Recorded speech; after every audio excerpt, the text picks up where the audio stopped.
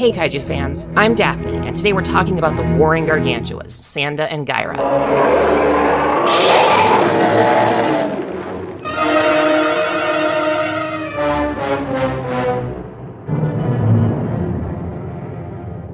Sanda and Gaira are the two shaggy brothers who star in the 1966 Toho film The War of the Gargantuas. Their rivalry and habitats take inspiration from The Sea Boy and the Mountain Boy, a story published in the first known Japanese book, the Kojiki. Being descended from Frankenstein and effectively genetic clones, they're a classic example of nurture trumping nature. Sanda, who was raised by humans, views them as friends, while Gaira, who grew up in the wild, sees them as a light snack.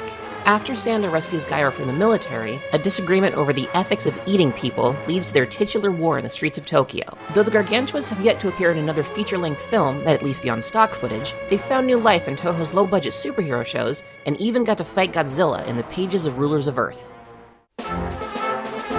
Following Frankenstein vs. Baragon, Toho began work on a direct sequel. Takeshi Kimura turned in the first draft of the script in January of 1966, titled The Frankenstein Brothers. Originally, Sanda was the white-haired mountain Frankenstein, while Gaira was the gray-haired sea Frankenstein. Ishiro Honda, who directed both films and had a rare screenwriting credit on The War of the Gargantuas, felt that the new story would stand better on its own. The connections to Frankenstein vs. Baragon are diminished in the finished film.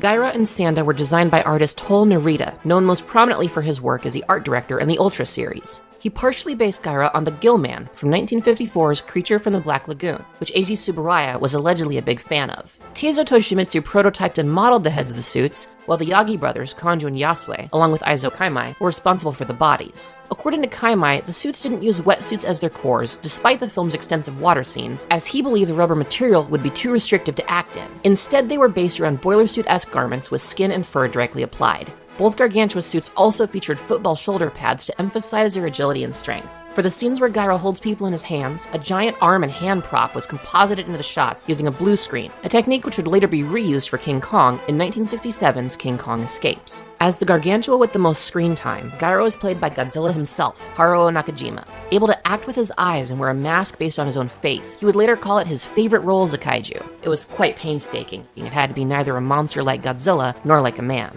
As usual, he also handled the Gargantua's fight choreography, taking inspiration from professional wrestling. For Sanda, special effects director Eiji Tsuburaya first asked Shoichi Hirose, who'd already played opposite Nakajima as King Kong in King Kong vs. Godzilla and King Ghidorah in Invasion of Astro Monster. Hirose declined, favoring a part he'd been offered in another film where he would actually get to show his face. Tsuburaya made sure that was the end of his career in suit acting. Hiroshi Sakita took his place in the first of his many kaiju roles at Toho.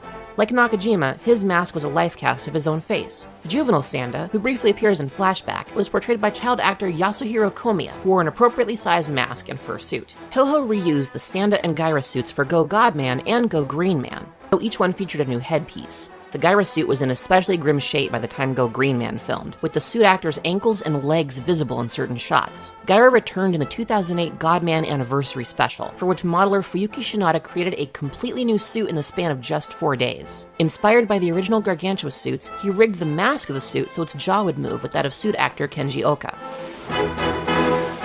While The War of the Gargantuas itself seems to retcon the events of Frankenstein vs. Baragon, placing Sanda in Frankenstein's metaphorical shoes, later media treat the film as a straightforward sequel. In any case, Sanda was raised by scientists in a Japanese laboratory, who originally called him Frankenstein. Though a peaceful monster, he escaped and seemingly met his end at Mount Fuji. A piece of flesh he lost at Lake Biwa floated into the Pacific Ocean, where it grew into Gaira by feeding on protein-rich plankton. Like many monsters from the series, the Gargantua's origins went unexplained in Go Godman. They merely appeared out of nowhere to terrorize humanity. In Go Green Man, however, both Gaira and Sanda were pawns sent to harvest children's blood needed by the Devil King to emerge from the underground cave where God banished him. Yes, the God. In the Godman film, Gaira emerged out of a chunk of flesh from the giant monster Tsunojiras, dislodged following the monster's destruction at the hands of Godman. A second slab of Tsunojiras gave rise to another hairy human-sized monster named Shalarji.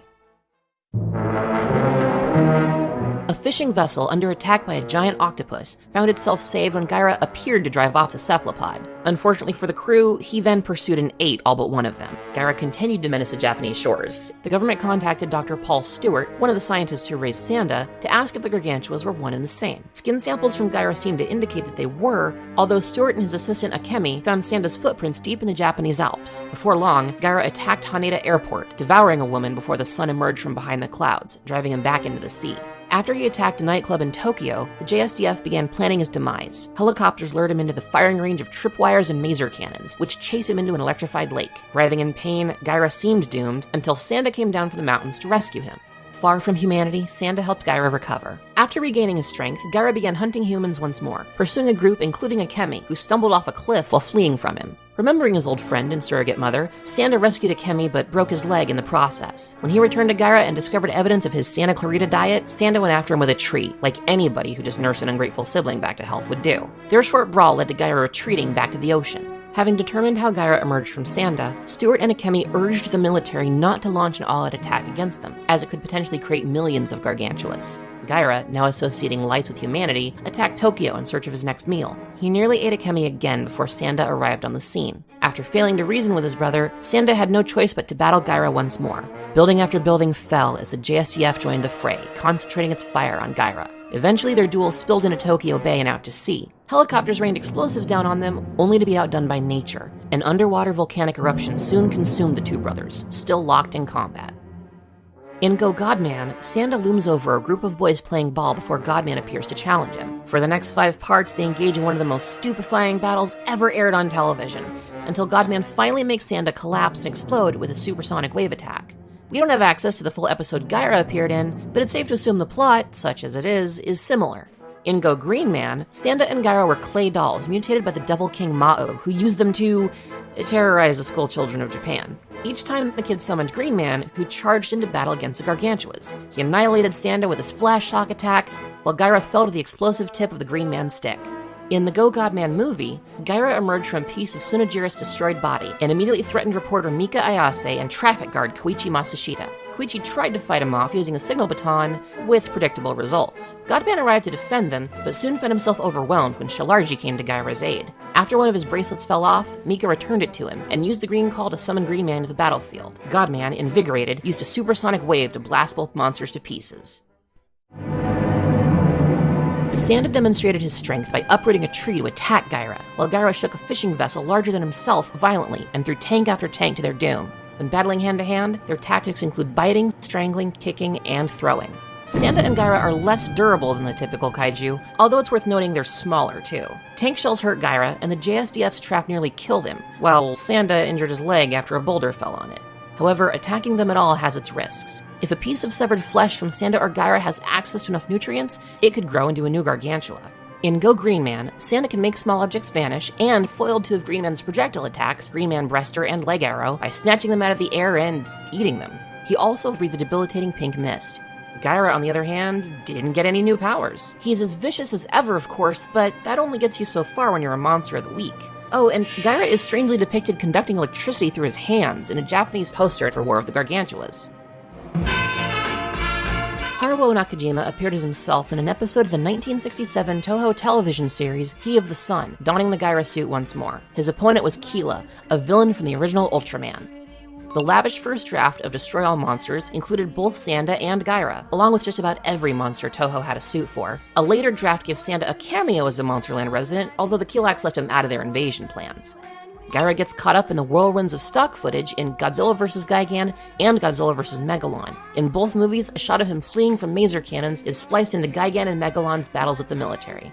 During the long hiatus between Terror of Mechagodzilla and The Return of Godzilla, Toho and UPA considered making a film in which the Monster King fought a Gargantua, possibly one of the concepts they bandied about after Toho announced a new G-film in 1978, under the vague title US-Japan Collaboration, Godzilla. Whether this would have been Sanda, Gaira, or a new monster is unknown. At some point, Saperstein also allegedly, according to this book, planned to produce a sequel to the War of the Gargantuas, where Godzilla would battle a cyborg version of one of the monsters. In the universe of the Kiryu saga, Gaira was the first monster to battle maser cannons back in 1966, which became the backbone of the Japanese xenomorph self-defense force for the next few decades. Though only the tanks of Godzilla and Kamibas are visible on screen, both Gargantua's names are part of the DNA repository of giant monsters at the end of the movie. Sanda and Gaira first appeared alongside the Big G in the Sego Pika game Godzilla Heart-Pounding Monster Island, where the King of the Monsters finds them fighting each other in the first level. They can be obtained in the Dreamcast Female Godzilla game, then battle in the Collected Coliseum in Godzilla Generations. In Godzilla Trading Battle, they're both 1-star monsters. In the IDW series, Godzilla, Rulers of Earth, the Chinese government captures Gaira and holds him prisoner in a secret base, trying to figure out how to control him. Lucy Casperl, one of the kaiju researchers they recruited at gunpoint, ended up freeing him as Rodan and Varen attacked the base. Gaira immediately attacked Varen, who flew him out to sea. As they left, Lucy caught a glimpse of the other Gargantua, Sanda. After scuffling at sea, the brothers came ashore in Brisbane, Australia, where Godzilla's presence forced them to team up. Though they were far smaller than the King of the Monsters, Sanda drove him off by hitting him with a Ceridian tanker truck after Gaira opened up a wound on his face. CKR forces gassed the Gargantuas and transported them to the Monster Islands, where they lived in relative peace until the Trilopods invaded.